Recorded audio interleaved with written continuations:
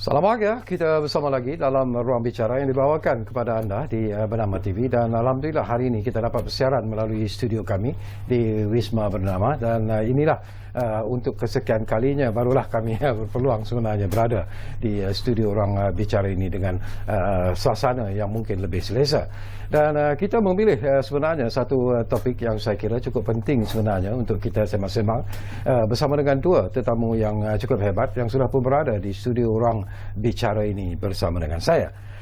Baiklah, topik yang kita pilih hari ini di ruang bicara ialah perumahan keluarga Malaysia.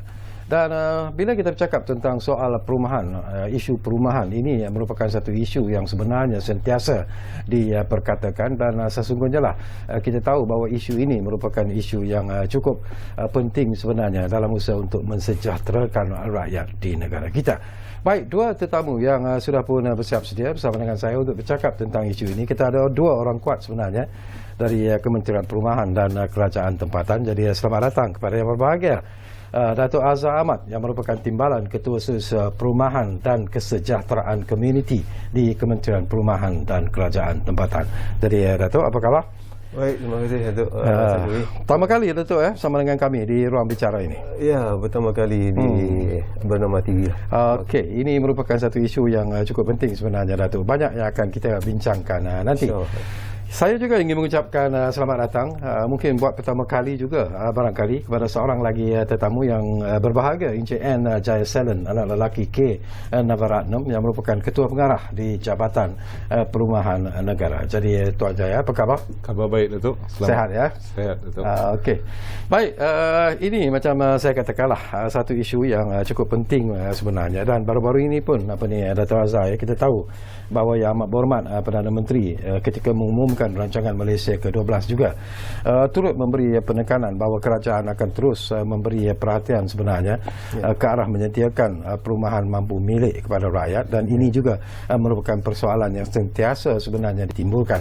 Dan sebelum kita bercakap tentang perumahan keluarga Malaysia ini, barangkali saya ingin mendapatkan pandangan sepintas lalu daripada Datuk sendirilah tentang betapa seriusnya actually Datuk bila kita bercakap tentang masalah perumahan mampu milik di kalangan rakyat kita. How serious it is sebenarnya? Lebih dulu saya ucapkan terima kasih lagi Datuk Sekawi dan juga Bernama TV, dan juga penonton-penonton yang menonton rancangan ini pada ketika ini. Assalamualaikum warahmatullahi wabarakatuh. Waalaikumsalam. Jadi bila bercakap tentang isu perumahan ni dalam konteks skop KPKT lah, perumahan ni ada yang dimajukan oleh swasta dan sebagainya. Dalam konteks KPKT ni kita bercakap tentang rumah mampu milik. Terutamanya produk KPKT ni yang paling kata laris dan sentiasa yang diikat adalah rumah-rumah PPR, di bawah kategori rumah pemilik. Sebenarnya rumah-rumah pemilik ni yang kategorinya 300,000 ke bawah lah. Jadi isu perumahan ni memang jadi satu isu ataupun perkara yang KPKT memberi perhatian lah, sebab nama Kementerian Perumahan dan Kerajaan Tempatan. Tentu perumahan dia menjadi satu perkara yang perlu diberi perhatian. Dan kalau kita menilai di segi sejauh mana seriusnya itu, di segi kerajaan memang perumahan ini diberi tumpuan pada setiap kali rancangan Malaysia. Betul. Bila kita sentuh tentang baru-baru ini, Yang Berhormat Perdana Menteri membentangkan rancangan Malaysia ke-12, isu perumahan tidak ditinggalkan. Maknanya dalam salah satu trust ataupun fokus utama yang ketiga adalah membincangkan tentang meningkatkan kesejahteraan keluarga Malaysia. Jadi di sinilah perumahan diletakkan di bawah fokus ini, supaya kita memberi tumpuan terutamanya kepada rumah mampu milik lah. Jadi secara general kalau saya boleh cakap di sini, sebagaimana yang telah disebut oleh Yang Berhormat Perdana Menteri, ada beberapa perkara yang menyentuh direct ataupun di bawah perumahan ni. Yang pertama, Yang Amat Berhormat telah mengumumkan bahawa kerajaan memberi komitmen akan membina 500,000 rumah mampu milik dalam sepanjang tempoh RMK12 ni. Mana bagi tahun 2021 hingga 2025. Ini adalah untuk menampung permintaan bagi kategori M40 dan B40. Dan yang kedua, beberapa inisiatif yang diperkenalkan seperti diperkenalkan dana rumah mampu milik, skim perumahan berbentuk pinjaman, insentif dan sebagainya, dan juga skim perumahan untuk belia khususnya, dan juga beberapa skim RTO iaitu rent to own, sewa, kemudian ada dikelayakan dan sebagainya, dia mampu untuk membeli, kita offer. Dan seluruhnya juga mengumumkan sebanyak peruntukan sebanyak 2.25 bilion. Ini bukan satu nilai yang kecil sepanjang 5 tahun untuk ini dari bawah program yang dipanggil program bantuan rumah. Maknanya rumah sesebuah ni di kawasan bandar dan luar bandar maksudnya. Maknanya dia ada dua kategori. Sama ada kita menggantikan sebuah rumah yang baru pada rumah yang uzur yang dah tak ekonomi untuk dibaiki, ni rumah sesebuah lah maksudnya. Dan yang kedua, membaik pulih yang mana yang perlu dibaik pulih. Ada program ni. Jadi menentukan 2.25 bilion yang dianggarkan dalam program ni melibatkan 85,500 rumah. Yang mana kalau kita pecahkan di bawah di kawasan luar bandar, mana di skop Kementerian Luar Bandar lah, 75,000 buah, dan di bawah KPKT yang perumahan bandar 10,500 unit. Ini pun satu pengumuman yang amat baik kerana kita dapat memberi bantuan kepada golongan ataupun B40 untuk membaiki ataupun mengganti rumah-rumah di kawasan yang terlibat. Okey, itu satu perkembangan yang saya kira cukup menarik sebenarnya. Saya juga nak berkongsi daripada pengalaman Tuan Jaya sendirilah, begitu lama terlibat di Jabatan Perumahan Negara. Barangkali ramai juga Tuan Jaya yang tidak mengetahui ataupun tidak memahami tentang masalah sebenarnya yang terpaksa dihadapi oleh Kementerian dan juga Jabatan Perumahan Negara sendirilah dalam usaha untuk membina rumah-rumah mampu milik khususnya, kerana ianya tidak semudah seperti yang kita sangkakan. Banyak perkara yang perlu diatasi sebenarnya sebelum sesuatu projek perumahan mampu milik itu dapat dibangunkan. Mungkin kita boleh kongsi pengalaman. Terima kasih Datuk. Kalau kita tengok sekarang ni, dasar untuk menentukan rumah mampu milik ni duduk dekat kerajaan negeri. So setiap kerajaan negeri mempunyai dasar masing-masing, dan kerajaan persekutuan pun mempunyai programnya tersendiri. So kita ada dua yang komplement di antara satu sama lain. Jadi kerajaan negeri berusahakan di negeri, dan kerajaan persekutuan usaha menggunakan tanah-tanah yang ada bawah tanah persujarah PTP untuk menentukan, untuk membangunkan program-program ni. Dalam ini untuk kita ada program perumahan untuk penjawat awam contohnya. Yang ni untuk membantu penjawat awam membeli rumah-rumah yang berharga bawah 300,000. Dan dalam ni kerajaan juga menyediakan facilitation fund, grant untuk memastikan harga tu bawah daripada 300,000. Itu satu. Kedua ialah yang kita juga ada program-program yang di bawah program prima. Ini peringkat kebangsaan. So kita merancangkan, dan dasar ni dah mula daripada tahun 2012. So sekarang ni kita dah masuk 10 tahun, dan dalam ni usaha prima kita dah capai lebih daripada 70,000 rumah.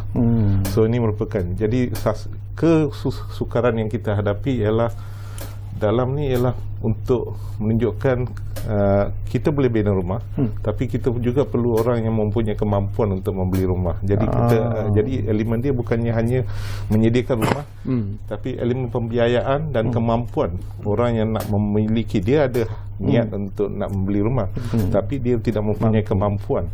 So simpanan, kalau kita lihat sekarang ni pendapatan, ini merupakan satu lagi usaha kerajaan bawah RMK 12 nak meningkatkan pendapatan hingga 10,000. Ini membolehkan rakyat yang mempunyai nak membeli rumah bawah 300,000, dia mampu, kerana anggaran kita mereka perlukan ada pendapatan lebih kurang RM7,000. So kalau dengan asrat kerajaan dalam tempoh 5 tahun kita capai 10,000, artinya dia ada saving, dia ada penjimatan, dia ada juga duit untuk membeli rumah. Jadi ini merupakan satu asas yang paling penting dalam rancangan yang ada ni lah. Reaksi dan juga respon daripada kerajaan negeri macam mana Jaya? Okey, reaksi daripada kerajaan negeri, dia saling membantu, menyokong. Dalam sekarang ni apa yang menarik ialah setiap negeri, contohnya Melaka, Perak dan juga sekarang Pulau Pinang, mereka sudah meletakkan garis harga jualan, iaitu mereka meletakkan peratus untuk dijual rumah bawah 300,000, contoh 40%, 30%. Macam di Selangor, kita meletakkan dia 40%. Jadi ini menarik. Jadi RSK, rancangan rumah Selangor Ku. So ini merupakan dekat Melaka. Bila kita nak mengeluarkan lesen, peminjam pemaju nak memohon lesen dengan kita untuk nak membeli rumah, maka kita memastikan bahawa kerajaan negeri telah mengesahkan bahawa harga ini dipersetujui dan harga ini dinilai oleh JPPH, Jabatan Penilaian Harta. Jadi bila Jabatan Penilaian Harta telah mengesahkan dan kerajaan negeri pun mengesahkan, baru kita membenarkan pemaju di kawasan itu untuk memohon lesen.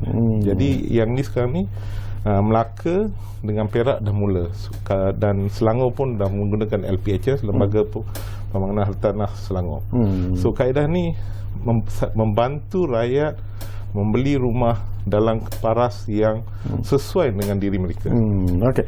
Baik, kembali semula kepada yang berbahagia, Dato' Azhar. Barangkali Dato', baru-baru ini pun sesuatu yang menarik apabila Perdana Menteri telah melancarkan rumah ikram keluarga Malaysia. Ini pun merupakan sesuatu yang ingin diketahui lebih mendalam lagi oleh rakyat jelata sebenarnya, terutamanya mereka yang berminat untuk mendapatkan rumah ikram ini. Apa yang dimaksudkan dengan rumah ikram keluarga Malaysia ni, Dato'? Baik, Datuk. Sebenarnya idea penubuhan inisiatif kediaman rumah Malaysia, rumah keluarga Malaysia ni telah dicetuskanlah oleh Yang Berhormat Menteri KPKT, Datuk Seri Rizal.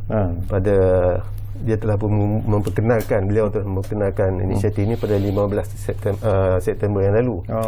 Jadi dalam ini adalah kita memberi respon kepada, kita faham dalam situasi COVID, pandemik sekarang ni, banyak rakyat yang terjejas pendapatan.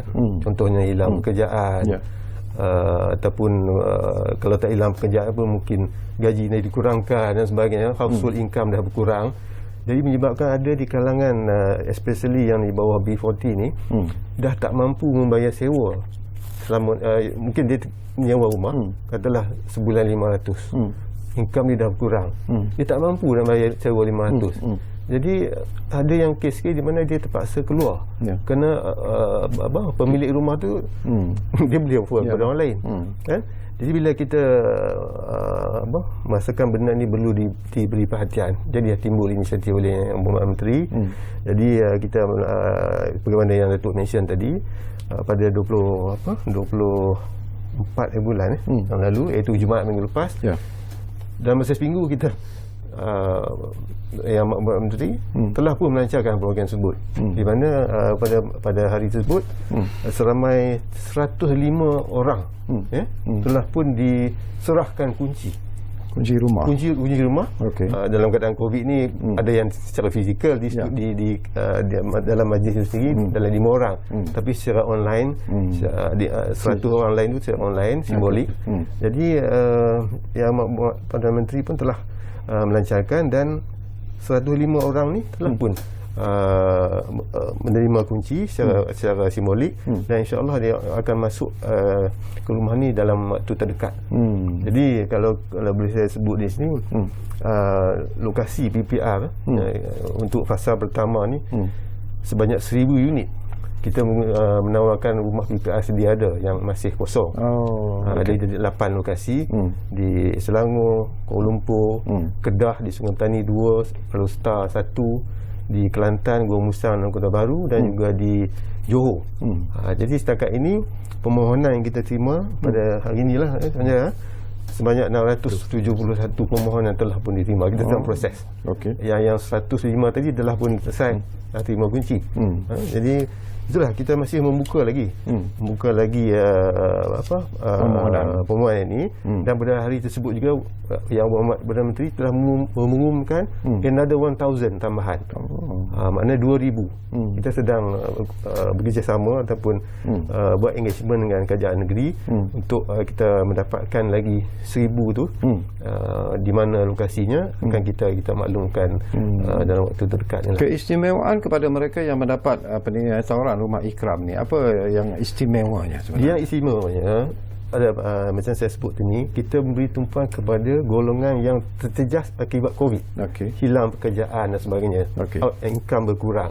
Tapi syarat asasnya adalah warga negara, tentulah warga negara dan pasangan. Kita utamakan yang kahwin. Okay. Dua-duanya warga negara, dan yang ketiga income-nya kurang daripada 3,000. Oh, okey. Dan untuk dokumen sokongan ni, dia boleh menunjukkan apa-apa dokumen yang menunjukkan bahawa dia telah terjejas pendapatannya akibat COVID, hilang pekerjaan macam saya sebut dan sebagainya. Dia kira macam mana ni Datuk penjelasannya? Artinya mereka yang terpilih ini, rumah yang ditawarkan itu, adakah itu merupakan rumah yang dijual kepada mereka ataupun disewakan kepada mereka? Okey, dia macam ni. Untuk permulaan ni kita tawarkan untuk disewa selama 2 tahun maksimum. Okay. Dengan kadar sewa RM124 sebulan. Tetapi kita mengucapkan banyak terima kasih kepada Yang Amat Berhormat Perdana Menteri. Pada hari pelancaran tersebut, Yang Amat Berhormat telah mengumumkan bahawa 6 bulan pertama bermula bertarikh menerima kunci dikecualikan daripada bayaran sewa. Tak payah bayar sewa. Okey. Selama 6 bulan duduk free. Itu satu peluang yang kata susah nak dapat ni. Betul. Kan? Dan seterusnya pada bulan ke-7 dan sampai 2 tahun tu bayarlah RM124 yang mana kalau kita tengok keadaan sekarang ni memang amat rendah lah keadaannya RM124. Baik, saya juga nak dapat pandangan Tuan Jaya lah. Selalunya Tuan Jaya, bila kita bercakap tentang PPR, bila kita cakap perumahan mampu milik ini, ramai juga yang mempersoalkan tentang kualiti rumah tersebut. Kadang-kadang rumah tersebut tidak dijaga dengan begitu baik oleh pembeli sebelum ini ataupun penyewa sudah mereka membeli kemudiannya menyewakannya dan sebagainya. Jadi apakah masalah-masalah ini masih lagi sebenarnya berlaku secara berleluasa sebenarnya, Jaya? Okey. Terima kasih. Masalah ni dia boleh berlaku dalam 2 kategori. Kita cakap structural failure. Kadang-kadang maksud saya bukan structural failure ni ialah kadang-kadang kita bina bangunan tu kita kena tengok juga arah angin, arah pergerakan matahari dan sebagainya. Yang ini juga akan memberi kesan kepada kualiti deterioration of the building itself. Jadi bangunan tu sendiri boleh ni. Jadi kalau kita tengok kalau matahari terbit daripada sebelah satu, selalunya kita perlukan pintu rumah tu berpandangan sebelah utara dan selatan. Jadi ini memberikan kesejukan ke dalam bangunan itu sendiri. Lepas tu kita tengok hala angin dan ini memberi kesan juga kepada struktur bangunan itu sendiri. So ini merupakan satu aspek daripada struktur. Kalau pemaju tak lihat pada keadaan struktur ni, maka itu akan memberi kesan kepada bangunan. Kalau contohnya kita dengar angin tiup kuat, bumbung terbang, itu satu bukannya kesalahan pembeli ataupun kesalahan penduduk. Itu merupakan nature tapi kita tak ambil kira. Kedua ialah bila kita duduk dalam bangunan strata, kita mempunyai kerjasama tu mesti wujud. Kerana orang atas, apa yang kita buat dekat atas memberi kesan kepada orang bawah. Apa yang kita duduk tepi dan kiri, dia juga turut memberi kesan. Jadi kita ada sharing of wall. Jadi bukannya hanya sharing dinding, tapi sharing lantai pun. Dulu lantai tak dikongsi, tapi hari ini bila dah serata, lantai dah mula dikongsi. So kalau kita tak jaga lantai kita, dia akan memberi kesan kepada orang yang di bawah. In terms of pemilihan lokasi, siapa yang decide sebenarnya? Sekarang ni kalau untuk program perumahan kerajaan, kita kita berdasarkan kepada tanah yang kita dapat daripada kerajaan negeri. Lepas tanah yang dicadangkan oleh kerajaan negeri itu, kita akan buat penilaian. Selepas kita buat penilaian, baru kita akan buat kalau dia dapat skor dia lebih daripada 60, baru kita akan buat pemajuan di kawasan berkenaan. Kalau dia tidak. Kalau untuk swasta, pemaju itu sendiri yang menentukan memilih tanah. Jadi ini yang dua yang berbeza lah. Okey, kita akan sambung lagi Dato' Azhar dan juga Tuan Jaya Selan. Tapi seperti biasalah kita diarah untuk berehat dulu buat seketika, dan kepada anda jangan ke mana, kembali semula sebentar saja lagi bersama kami di Ruang Bicara ini yang kami bawakan di Bernama TV. Kita membincangkan satu topik yang saya kira cukup penting sebenarnya. Kita jumpa lagi selepas ini.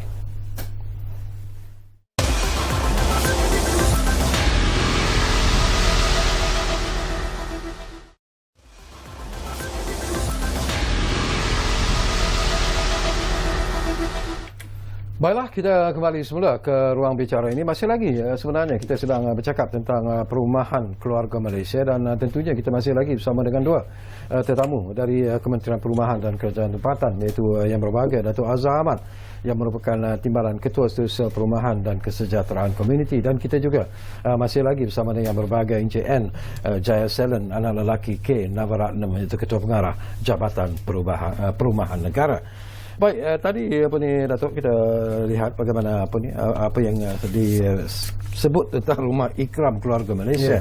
Ramai jugalah yang bertanya saya sebenarnya, menelpon saya, mereka ingin tahu bagaimana sebenarnya proses ataupun cara untuk memohon, dan ada juga pemanggil daripada Sabah dan Sarawak yang bertanya apakah peluang yang sama disediakan pada mereka di Sabah dan Sarawak. Datuk? Okey, terima kasih Datuk. Jadi sebelum saya sentuh tentang permohonan ni, saya ingin highlight satu perkara lah yang YB Menteri selalu sebut. Dia dari segi aspek perumahan ni, dia bukan saja kita kena menyediakan rumah yang berkualiti, tapi yang berdaya huni. Maknanya kalau kita buat sesuatu kemajuan projek perumahan tu, kita kena ambil kira dari segi persekitaran itu, dari segi transportation, pengangkutan awam, kemudahan lain dan sebagainya. Bukan sekadar buat rumah saja untuk yang berkualiti, tetapi berdaya huni, livable home. Jadi berkait dengan bagaimana untuk memohon ikram ni, permohonan boleh dibuat secara online, Datuk. Secara online di mana yang kita sediakan satu, kita panggil gerbang permohonan perumahan di KPKT, yang kalau dia punya link dia tu https://teduh.kpkt.gov.my. Itu kita punya gerbang lah. Tetapi kalau kita buka web ataupun portal KPKT pun ada juga. Boleh dia ada pelbagai dia punya link dia tu, dan dalam media sosial pun kita ada memberitahu tentang maklumat-maklumat dan kaedah permohonan, dan juga even boleh buat hotline, call pada hotline, iaitu 03 8891 4475. Ini memang hari-hari dibukalah untuk panggilan daripada orang ramai. Berkait dengan soalan tadi yang ada daripada Sabah bertanya. Jadi macam saya sebut tadi, untuk fasa kedua iaitu 1000 campur lagi 1000 tu, dalam pasal kedua ni, selain daripada tempat-tempat yang saya sebut tadi, yang 8 tadi tu, yang sebut tadi kan, Selangor, KL, Kedah tu, kita pun telah orang kata mendapat satu PPR di Sabah pun akan menyertai skim ni, dan permohonan pun kita dah terima sebenarnya. Yang Sarawak belum lagi, tapi macam saya sebut tadi, engagement akan kita buat secara berterusan, supaya ada komitmen daripada kerajaan negeri yang boleh menyediakan, sebab rumah PPR ni dia yang di bawah pengurusan KPKT ada 11 saja kan. Tetapi projek perumahan KPKT ni semuanya ada 150. Maknanya yang lagi 139 tu KPKT dah buat, bila siap, tapi diserahkan kepada kerajaan negeri untuk diuruskan. Jadi diserahkan. Jadi ini yang 139 ni kita sedang work out untuk engagement dengan kerajaan negeri supaya dapat kita penuhi kuota yang Amat Perdana Menteri tambah lagi ada 1,000, 2,000 tu kita akan besarkan lah. Timbul juga satu persoalan yang begitu serius sebenarnya, Tuan Jaya, tentang pembahagian rumah-rumah ini kepada pembeli-pembeli. Ada juga yang dia ada kategori tertentu sebenarnya, mereka yang layak terutamanya untuk membeli rumah-rumah mampu milik yang diusulkan oleh kerajaan, tetapi ada juga mereka yang seharusnya tidak perlu membeli rumah-rumah tersebut, juga turut membelinya dalam usaha untuk mendapatkan rumah tersebut dan kemudiannya menyewa di kemudian hari. Jadi apakah problem ini masih lagi wujud sebenarnya? Mereka yang tidak layak sebenarnya tetapi turut sama terlibat membeli rumah-rumah ini. Dia sebenarnya untuk nak mengklasifikasikan dia tak layak tu tak betul. Kerana mereka kita bersandarkan keputusannya berdasarkan pendapatan mereka. So itu merupakan dokumen utama. Yang kedua yang kita bersandarkan, kita semak dengan LHDN. So sama ada mereka ada rumah ke tak ada. Jadi dua kriteria ni berlaku. Yang kriteria ketiga yang menyukarkan kita, bila kalau dia berdaftar di kerajaan ni di Selangor, dan dia juga boleh berdaftar di Perak. Jadi Selangor tidak akan mengetahui dia telah berdaftar di Perak, dan Perak tidak mengetahui dia berdaftar. Dua ni tengah silo. So itu mungkin keluarga terdekat atau kawan-kawan saja yang tahu dia dah ada rumah dekat. Jadi yang ni yang akan timbul orang bunyi-bunyi desas-desus yang mengatakan orang ni tak layak sepatutnya dan sebagainya. Itu satu.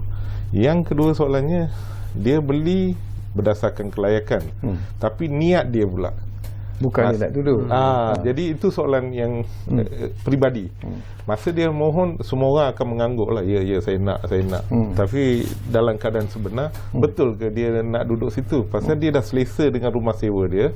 Lepas tu dia buat perbandingan, kalau aku sewa rumah ni dapat 1,000, aku duduk sini 800, jadi saya dapat untung 200. Jadi dia terus menyewa.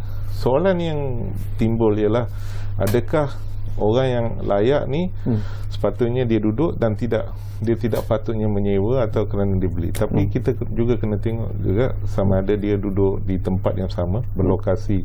Macam contohnya di Selangor, kerajaan buat keputusan kalau dia bekerja di lokasi yang luar daripada 25 km dia dibenarkan menyewanya kerana dia tidak menduduki berhampiran dengan tempat kerja. Jadi jarak juga memainkan peranan yang penting dalam menentukan perkara ini. Dan lagi satu, dalam Perlembagaan Persekutuan juga artikel 13 menyatakan bahawa setiap orang berhak untuk kepada hartanya, dan dia boleh menggunakan hartanya mengikut apa yang dia nak, tapi mematuhi lunas-lunas undang-undang yang ada pada masa ini. Jadi ini merupakan benda yang kita kena kaji dan tengok secara menyeluruh. Dalam masa untuk mengawal keadaan ataupun apa yang berlaku ini sebenarnya Datuk, apa yang dilakukan oleh Kementerian Perumahan dan Kerajaan Tempatan sendiri supaya menjamin bahawa matlamat yang telah pun diwujudkan itu sebenarnya berjaya ditujukan tepat kepada sasaran yang dikendaki? Itulah Datuk, memang ini perkara yang perlu diberi perhatian, sebab untuk macam saya sebut tadi, kalau rumah PPR di bawah KPKT ni, targetnya adalah kumpulan sasarannya adalah B40, dan B40 tu dalam, kalau ikut syarat tu pendapatan kurang daripada 3,000 lah, kan, dan dia tidak memiliki rumah, dan syarat-syarat tu memang ketat, sebab bila mohonan kita ada jawatan kuasa pula, jawatan kuasa untuk memilih, buat pemilihan dan sebagainya. Jadi dekat situlah tapisan dibuat supaya untuk memastikan bahawa kita harap tak adalah orang yang orang kata menyamar jadi B40. Sebab itu dia, kalau dia orang yang bukan B40 mohon, dia dah mengambil hak B40. Sebab kalau dia kategori M40, dia ada pula rumah kategori M40 yang disediakan oleh, kalau kita cakap tentang KPKT lah, yang dibuat oleh ni Prima. Prima di bawah KPKT. So dia membuat rumah yang rumah bermilik yang di bawah 300,000, yang mana targetnya ataupun kumpulan sasarannya adalah M40. Begitu juga dengan rumah PPAM yang kumpulan sasarannya adalah penjawat awam. Itu pun rumah mampu milik. Tapi dia punya kategori itu dah clear. Untuk B40 kita sediakan PPR. Untuk M40 ini dia rumah mampu milik, kita panggil yang di bawah 300,000. Jadi kita harap pemohon-pemohon tu tahulah kategori mana yang dia apa, kata sesuai untuk memohon. Betul. Ada syarat-syarat lain lagi tak Jaya bagi membolehkan seseorang itu membuat permohonan ini? Apa lagi syarat yang perlu dipenuhi sebenarnya? Syarat yang biasa yang kita ada sekarang ni, macam kalau kita lihat ikut jenis program, kalau macam PIPAM, dia mesti kaki tangan awam ataupun pegawai-pegawai yang telah berpencen dan untuk anak mereka. Kalau kita lihat pada Prima, ialah kumpulan yang berpendapatan M40, iaitu 15,000 dan ke bawah. Dan kita juga macam kalau kita pergi untuk rumah-rumah yang bawah kerajaan negeri, mereka telah menetapkan kadarnya bawah 10,000. Kebanyakannya ialah semuanya berpendapatan bawah 10,000 dan ke bawah. Ini merupakan syarat kedua, ialah mesti pemaaf taustin ataupun anak negeri berkenaan yang mesti tinggal bekerja dan mereka menetapkan tempoh masa. Yang keempat biasanya yang dah telah berkahwin, dan yang kelima ada juga negeri yang menetapkan mesti menjadi pengundi kawasan berkenaan ataupun negeri berkenaan. So ini merupakan perbezaan-perbezaan antara satu negeri dan negeri lain. Keyakinan Datuk sendiri dan juga Kementerian Perumahan dan Kerajaan Tempatan kita kembali semula bercakap tentang Rumah Ikram Keluarga Malaysia ini. Betapa yakinnya Datuk melihat bahawa ini akan mendapat sambutan yang cukup berlandaskan daripada apa yang telah pun respon yang telah pun diterima setakat ini, memang ianya membanggakan. Tetapi apakah Datuk melihat bahawa mungkin dalam jangka masa panjang mungkin juga program seperti Rumah Ikram ini mungkin perlu diperluaskan lagi agaknya? Tak tahulah pandangan Datuk. Ya, saya setuju sebab kalau kita tengok inisiatif Ikram ni, dia orang kata macam saya quote baliklah yang Menteri KPKT kata dalam zaman pandemik ni kan, kita ada dua perkara yang kita beri perhatian. Satu, saya suka ni dia punya ayat ni, merawat keresahan rakyat. Merawat keresahan rakyat. Jadi salah satu dalam konteks KPKT ni, kalau dapat kita sediakan rumah yang macam tadi tu kan, dengan sewa yang rendah, 6 bulan pertama percuma, kita dah merawat dah keresahan dia. Dia tak risau dah, sekarang dia dah ada rumah. Dulu dia menumpang dengan sebenarnya saya dapat tahu ada melalui satu NGO, ada 7 keluarga ni semuanya terjejas pendapatan akibat COVID. Dia menyewa satu rumah kedai di tingkat atas. 7 keluarga ni duduk dalam satu rumah. Keluarga, bukan bujang 7 orang, berkeluarga. Dan ni Datuk bayangkan. Jadi bila kita dapat sediakan rumah dan merawat dia punya keresahan, dan bila dia dah rasa selesa, dia dapat rumah yang orang kata selamat dan selesa, dia boleh tumpukan kepada how to orang kata nak kepada kegiatan ekonominya. Dia boleh bekerja, tak risau anak dia semua sekolah dan sebagainya. Jadi itulah dia dapat orang kata memberi keyakinan kepada rakyat supaya dia dapat orang kata kegiatan ekonomi atau mencari pendapatan yang lebih. Itu satu. Jadi kalau kata Datuk tanya tadi segi kemungkinan untuk diperluaskan, memang ada. Sebab itu mula-mula kita rancang 1,000, kemudian tambah lagi 1,000, dan permohonan pun kita menggalakkan, kita nampak. So kemungkinan akan sebab itu saya sebut tadi, engagement dengan kerajaan negeri ini kita buat secara berurusan supaya kita ada stok yang mencukupi. Sebab kita jangka permohonan akan banyak. Cuma saya nak tekan ini Datuk, kemungkinan golongan sasar kita ni dia tak tahu, tak tengok rancangan TV ni, mungkin dia sibuk dengan nak mencari nafkah, betul, dan sebagainya, kan?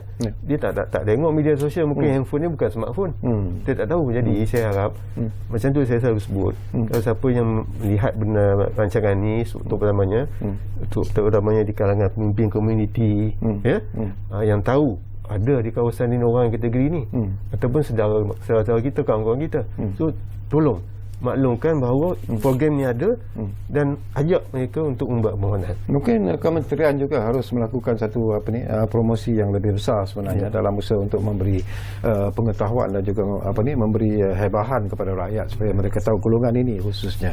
Jadi apakah itu juga dalam perancangan kementerian? Ya, pendekatan kita memanglah melalui orang kata mainstream ni lah, media mainstream ni, media sosial pun kita buat.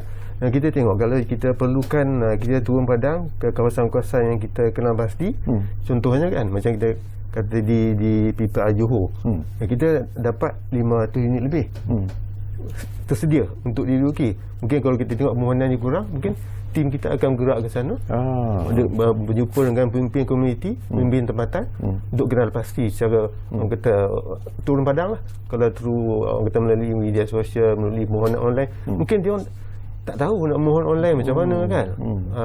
Dia orang kata mungkin tak ada literasi ICT ni. Orang kemungkinan kita kena terima jugalah permohonan secara manual, saya rasa. Kalau kita turun padang, manual pun kita terima. Setakat ni negeri mana yang menunjukkan lagi tidak menunjukkan satu respon yang positif tu?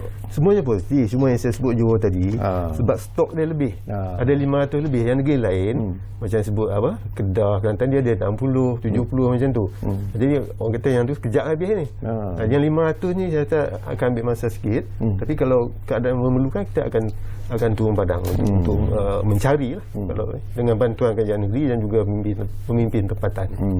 Okey, kita beralih kepada satu lagi isu barangkali Tuan Jaya. Ini tentang program tabung penyelenggaraan perumahan Malaysia ataupun TPPM ini. Apa yang dimaksudkan sebenarnya? Okey, PPM ni ialah untuk membantu kita membaik pulih rumah yang telah berumur yang mana dimiliki oleh pemilik-pemilik program perumahan swasta yang berstrata. Kita ada dua, landed strata and high rise strata. Okay. So yang kita fokus ini high rise strata, dan apa yang kita berhajat ialah memberi muka baru, facelift kepada bangunan-bangunan ini yang telah mempunyai umur lebih daripada 10 tahun. Okay. Ini kerana dan tumpuan kita ialah kepada rumah kos rendah dan kos sederhana rendah yang mana harga masa jual ialah bawah 70,000 di Semenanjung dan 100,000 di Sabah dan Sarawak. Okay. So ni yang sasaran yang ditentukan. Dan kerajaan pada tahun 2017 telah menetapkan dan dimula dilaksanakan pada tahun 2018 bahawa tabung ni kita bagi bantuan 100%. That means bermaksud apa-apa permohonan yang kita terima daripada penduduk, kita akan memberi bantuan mengikut macam baiki bumbung, kalau ada tangki air rosak, kalau railing rosak. Mereka kerana kebanyakan mereka ni kumpulan berpendapatan rendah yang mendudukinya, dan kemampuan mereka adalah terhad.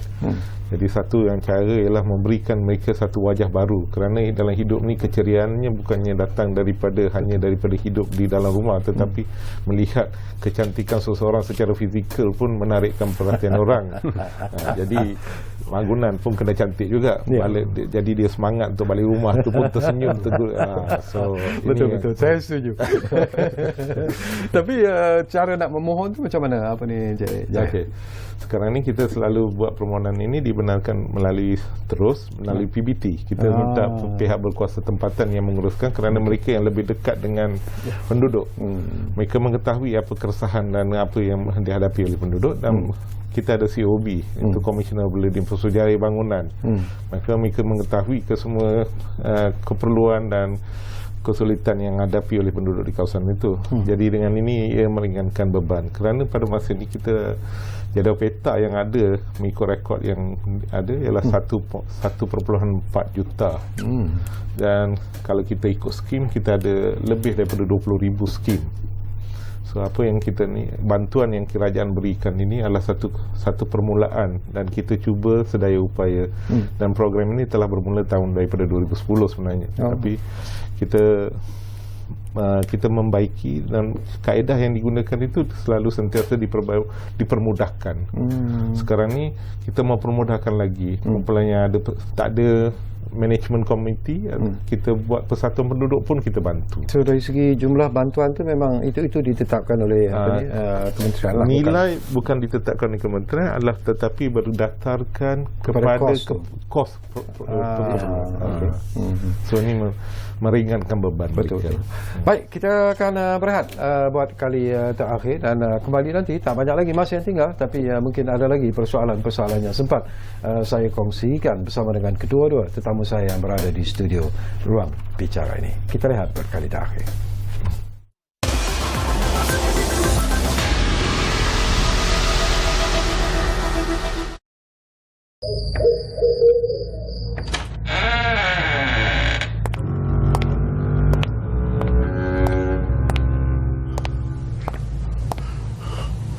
Asal gelap sini, biasa tak macam ni.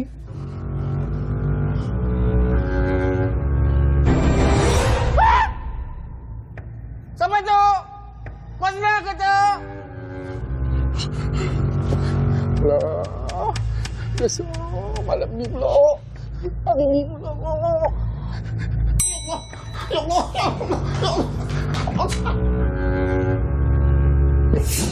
Apa saya pula ni? Aduh, ekor pula ni. Apalah dia ni, dah lah tak ikut SOP. Mask pun tak pakai. Ada.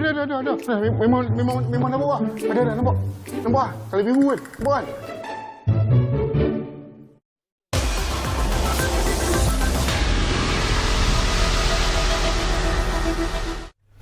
Baiklah, kami berterima kasih kerana anda masih lagi bersama kami di ruang bicara ini, dan tentunya kita hampir-hampir di penghujung ruang bicara sebenarnya. Tak banyak lagi masa yang tinggal. Dan saya kembali semula kepada Yang Berbahagia Dato' Azhar Ahmad. Ini pun sesuatu yang penting juga lah, Dato'. Ya, bila orang nak duduk dalam sesuatu rumah itu, mereka mahukan ialah sebuah rumah yang selesa, sebuah rumah yang mungkin melegakan dia dan keluarganya. Jadi untuk rumah ikram ni, apa janji dan juga jaminan yang diberikan oleh Kementerian Perumahan dan Kerajaan Tempatan tu? Okey, Tok, macam ni. Rumah yang masuk dalam program ikram ni adalah rumah-rumah PPR sedia ada, yang masih unit dia masih kosong lah. Ya. Jadi bila kita cakap tentang rumah PPR, KPKT ada dia punya spek dia, spesifikasi yang telah ditetapkan, iaitu luasnya 700 kaki persegi. Jadi dan yang saya sebut tadi di 8 lokasi tu, semuanya adalah perumahan berserata. Ni maknanya daripada 5 tingkat hingga ke 20 tingkat lebih. Yang ke 8 lokasi yang saya sebut tadi.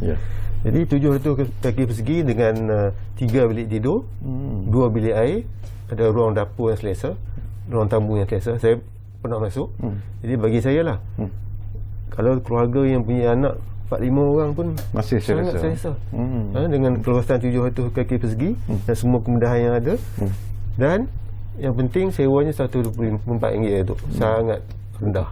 Dan bukan sahaja rumah yang macam saya sebut tadi, berkualiti dan berdaya huni, tapi semua projek BPR ni dia ada facilities di persekitaran. Memang dilengkapkan facilities. Contohnya ada dewan orang ramai, dewan komuniti, ada surau, ada taska, bilik-bilik kegiatan untuk persatuan penduduk sebenarnya, lengkap. Jadi orang kata kalau tak memohon ni rugi ni. Buat offer ni orang kata sangat, orang kata kita berharaplah kumpulan asas yang macam saya sebut tadi, kumpulan yang terjejas pendapatan disebabkan COVID dan sebagainya, tak ada rumah, paksa keluar daripada rumah sewa sebelum ni, memohonlah melalui saluran yang saya sebut tadi. Timbul lagi tak masalah Datuk tentang menjaga persekitaran PPR itu sendiri? Dulu banyak komplain kata lift selalu rosak lah, sampah tak dipungut, dibuang merata-rata dan sebagainya. Timbul lagi tak masalah sebegitu sebenarnya? Kita sedar masalah tu memang orang kata satu masalah yang terusan lah. Jadi sebab itu pada tahun 2019 awal, kerajaan melalui KPKT telah memperkenalkan dasar komuniti negara. Mana antara lain dasar komuniti negara ni adalah kita memberi empowerment kepada komuniti. Ini bercakap tentang menjaga dia punya komuniti dan rumah sekitaran mereka lah, supaya tanggungjawab untuk menjaga kebersihan, penyelenggaraan, vandalisme dan sebagainya, tanggungjawab bersama. Bukan letak kepada kerajaan, bukan letak kepada PBT, bukan letak kepada penguatkuasa sahaja, tapi komuniti sendiri. Jadi melalui dasar ni kita telah pun mewujudkan beberapa di 19 kalau tak silap saya, pejabat kita panggil ni sebagai pilot lah, pejabat Sekretariat Muafakat Komuniti, di mana kita tempatkan pegawai kita di sana untuk menerapkan orang kata budaya menjaga harta bersama yang common property yang di bawah skim serata ni kan, dari segi liftnya, lampu-lampu dan sebagainya. Kita sedar terutama lift memang selalu rosak, dan kita rasa pelik juga kan, sebab benda tu diperlukan hari-hari, tapi pada masa yang sama ada vandalism dan sebagainya. Tapi ada beberapa contoh ni Datuk, setelah adanya pejabat Sekretariat Muafakat Komuniti di 19 BPR yang saya sebut tadi, alhamdulillah banyak komuniti telah pun terlibat sama-sama dengan kita dan juga agensi kerajaan lain untuk melihat perkara ni secara serius, supaya komuniti penduduk sendiri menjaga harta benda rumah dan sekitar mereka. Dan ada juga program-program supaya kita memujukkan keakraban di kalangan penghuni itu. Kita mewujudkan juga kebun komuniti. Kebun komuniti ni bila mana PPR yang ada kawasan tanah yang sesuai untuk dibangunkan kebun komuniti, sangat bagus. Sebab selain daripada saya sebut untuk mewujudkan kerjasama dan sebagainya, tapi pada masa yang sama macam contoh tanam sayur, ada beberapa PPR yang berjaya macam di Kuantan, di Terengganu, Hiliran dan juga Kota Baru. orang kata dapat hasil tu pulang balik kepada penghuni dengan harga yang murah. Sayur, kacang panjang, sawi, petola dan sebagainya. Banyak kejayaan yang ni. Jadi situlah hasrat dasar komuniti saya sebut tadi, supaya komuniti sendiri mengambil tanggungjawab menjaga bersama rumah sekitaran dan juga persekitaran tempat mereka tinggal. Dari pengalaman Tuan Jaya sendirilah, daripada pemerhatian anda sendiri, kalau kita lihat in terms of discipline di kalangan mereka yang tinggal di PPR itu, pada satu ketika berada pada tahap yang agak membimbangkan sebenarnya, macam Datuk pun sebut tadi, masalah sosial, masalah vandalisme, masalah dadah, kekotoran dan sebagainya. Tetapi kalau kita lihat di negara jiran, di Singapura sebagai satu contoh yang baiklah, bagaimana mereka begitu ketat mengawal sebenarnya situasi kondisi di dalam sesuatu PPR mereka sendiri ataupun di flat mereka.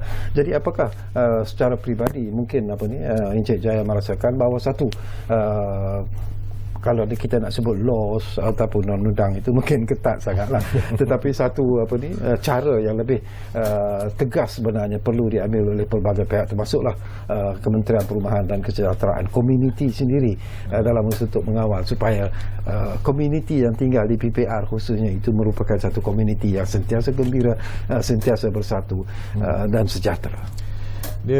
Kita kena lihat tujuan kita wujudkan PPR ni sebagainya ialah untuk memindahkan penduduk daripada kawasan setinggan ke kawasan ini. Jadi isu yang ada ialah mindset. Artinya masa mereka duduk dekat setinggan, mereka ada. Tapi apa yang menarik, sebelum mereka duduk dekat setinggan ni, mereka duduk dekat kampung. Tapi kalau kita tengok kampung ni, sebenarnya it is a borderless world. Dulu tak ada sempadan, tapi boleh hidup secara harmoni. Tapi bila dia masuk ke setinggan pun boleh hidup secara harmoni. Tapi bila dia move to bergerak kepada strata yang horizontal ni, vertical baru kita nampak mereka mempunyai adaptasi punya masalah. So isu yang kita ada sekarang ni, satu ialah isu adaptasi, satu isu lagi mereka tidak tahu macam mana nak ubah gaya hidup mereka kerana landed. Mereka mempunyai pendapatan mereka sendiri melalui membeli ayam ataupun mempunyai tanah sedikit ni.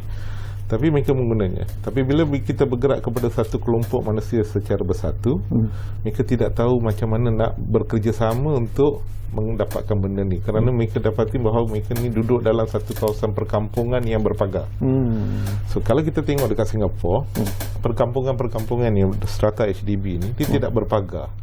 Mungkin ini merupakan satu benda yang kita kena fikir balik. Adakah perlu ke kita tidak memagar? Tapi kalau kita tak pagar, penduduk Malaysia ni pula dia yang luar pula masuk dalam. Jadi kalau kita tengok dekat Singapura, mereka kerana mereka tak ada. Nombor dua, adakah kita perlu menakutkan manusia ni dengan undang-undang sahaja, atau kita perlu melaksanakannya secara pendidikan? Kalau kita nak progresif ke depan dan juga membawa nilai baik yang dulu yang kita hidup di kampung, di mana kita hidup dalam borderless world yang tidak ada sempadan, mungkin adaptasi di antara orang tua dan orang muda perlu ada. Jadi ini yang kita perlu lihat. Yang lagi satu ialah kita juga mempunyai satu pemantauan berterusan di antara golongan tua dan golongan muda. Yang ini tak wujud sekarang ni. Itu antara, pasal dekat rumah pun kalau 4 orang datang makan pun, 4 orang tu bawa handphone dia bila mereka gelak, sebenarnya mesej tu datang daripada bapa kepada anak, tapi bapa tak cakap, tapi dia hantar. Jadi adakah komunikasi tidak bersuara ni adakah merupakan satu benda yang baik? Maka kalau kita bawa benda komunikasi tak bersuara kepada dunia sebenar, tegur-menegur tak wujud. Kalau hari ni pun, kalau kita tengok yang isu vaksin yang COVID ni pun, mereka selalu cakap kalau ada buat silap, tegur. Jadi elemen yang menegur dan membetulkan masyarakat penting. Jadi kalau kita dapat membuat ni, mungkin satu perubahan yang akan berlaku. Kita tak payah nak tengok Singapura. Kalau dapat kita membuat ini pun sesuatu yang menarik jugalah. Tepatlah kalau saya tanya TKSU kita, kerana dia menjaga perumahan dan kesejahteraan komuniti. Dan kita bercakap tentang hasrat dan juga apa yang disebut oleh Yang Amat Berhormat Perdana Menteri. Kita bukan lagi rakyat Malaysia sahaja, tetapi kita adalah keluarga Malaysia sebenarnya. Dan dalam usaha untuk mewujudkan semangat kekeluargaan itu sendiri, apakah Datuk merasakan bahawa mungkin Kementerian Perumahan dan Kerajaan Tempatan, terutama bahagian perumahan dan kesejahteraan komuniti, boleh melakukan sesuatu, memainkan peranan dalam usaha untuk menjitukan lagi penyatuan di kalangan rakyat Malaysia, di mana betul-betul kita akan dapat mewujud dan melahirkan keluarga Malaysia yang betul-betul harmoni sebenarnya. Saya setuju sebab walaupun konsep konsep keluarga Malaysia ni telah diperkenalkan oleh Yang Amat Perdana Menteri, tapi dalam konteks KPKT ni, kalau kita bercakap tentang perumahan di bawah KPKT, PPR, rumah bermilik dan sebagainya, memang perlunya wujud konsep keluarga tu. Dia keluarga ni ada keluarga besar, keluarga kecil, sampai ke peringkat keluarga Malaysia. Jadi dalam konteks PPR pun, kalau penduduk itu boleh menerima konsep keluarga Malaysia ni di peringkat PPR, itu satu benda yang baik, kerana dia boleh sesuaikan dengan dasar komuniti yang saya sebut tadi. Sebab dalam dasar komuniti dia pelbagai aktiviti ataupun pelbagai teras yang kita tubuhkan, dari segi kebersihan, keselamatan, pendidikan. Maknanya kalau sentuh tentang pendidikan ni kan, kita cuba wujudkan macam contohnya kelas-kelas tuition kepada penduduk, anak-anak penduduk PPR tu, melalui kerjasama dengan NGO, pun ada rakan-rakan strategi kita yang sedia untuk membantu. Jadi kalau cakap tentang macam kata contoh PPR mana di Kota Baru Kelantan contohnya, anggap PPR di Kota Baru Kelantan satu keluarga. So saling bekerjasama, saling mengambil berat antara sama lain, saling menjaga harta bersama. Rumah sendiri tu of course lah kan. Dan yang saya bimbang selalu liftnya selalu sangat, dan cost maintenance macam Tuan Jaya sebut tadi, di perumahan serata ni lift dia sangat tinggi, kos penyelenggaraan, sama ada untuk membaiki ataupun mengganti. Dan dia, kalau kita buat perumpamaan lift ni, macam mana penting Datuk. Kalau di luar bandar, di kampung-kampung kan semua ada jalan, jalan yang masuk, even jalan 6 kaki sampai masuk ke rumah-rumah dalam kan. Penting jalan tu, kalau rosak berlubang, susah motor nak lalu, orang jalan kaki susah kan. Jadi lift ni ibarat jalan lah, untuk sampai ke floor-floor yang mana setiap floor tu ada berpuluh unit. Jadi kalau lift rosak, samalah macam jalan rosak, terganggulah. Dan ambil masa pula untuk baiki satu lift, dia bukan seminggu boleh siap. Kalau kata satu blok tu ada 2 lift, kalau satu rosak, pakai satu saja kan. Jadi yang rosak ni pun ambil masa untuk pulih.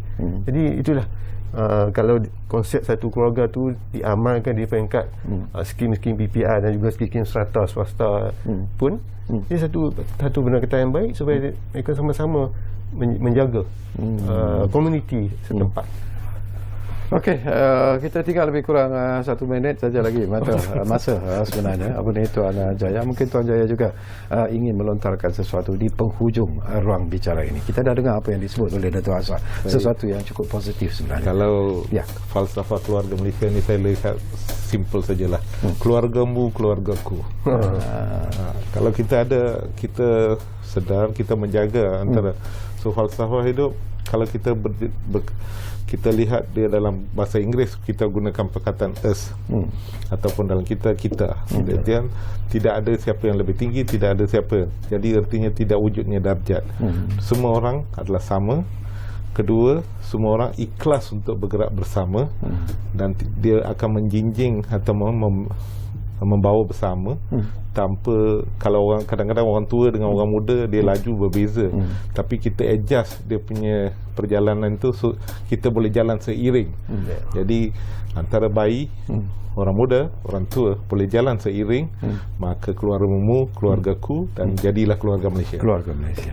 Baik, terima kasih banyak-banyak kepada yang berbahagia, Datuk Azhar Ahmad, dan tentunya terima kasih kepada kepada Encik N. Jaya Selen. Saya cukup selesa sebenarnya saya bersama dengan kedua-dua tetamu saya ini. Jadi mungkin dalam masa yang terdekat nanti Dato' dan juga Jaya, kita dapat duduk lagi di ruang bicara ini kerana banyak isu sebenarnya yang boleh kita sembang-sembang berkaitan dengan isu perumahan di negara kita ini.